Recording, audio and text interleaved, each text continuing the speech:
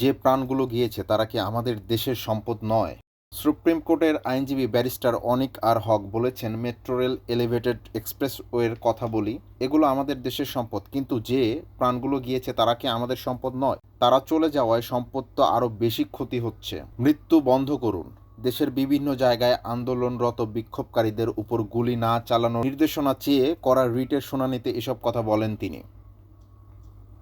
সোমবার হাইকোর্টের বিচারপতি মোস্তফা জামান ইসলাম ও বিচারপতি এস এম মাসুদ হোসেন দোলনের সমন্বয়ে গঠিত বেঞ্চে রিটের শুনানি হয়েছে।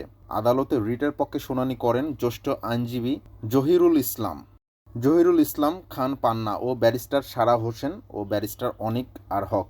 রাষ্ট্রপক্ষের শুনানিতে ছিলেন অতিরিক্ত অ্যাটর্নি জেনারেল শেখ মোহাম্মদ মোরশেদ ও ব্যারিস্টার মোহাম্মদ মেহেদী হাসান চৌধুরী। তাদের সঙ্গে ছিলেন ডেপুটি অ্যাটর্নি জেনারেল তুষার কান্তি রায়। এছাড়াও আওয়ামী লীগ নেতা সুপ্রিম কোর্টের আইনজীবী আজাহার উল্লাহ ভূঁইয়া শুনানিতে অংশ নেন। এরপর আদালত শুনানির জন্য মঙ্গলবার পরবর্তী দিন রেখেছেন। শুনানিতে ব্যারিস্টার সারা হোসেন বলেন, কাউকে নিরাপত্তার স্বার্থে তুলে নেওয়া যায় না। গ্রেপ্তার করলে তা বলতে হবে কোথায় নিচ্ছে, কেন নিচ্ছে, কে নিচ্ছে। এখানে যারা নিয়েছে তারাই বলছে তাদের কাছে রাখা হয়েছে।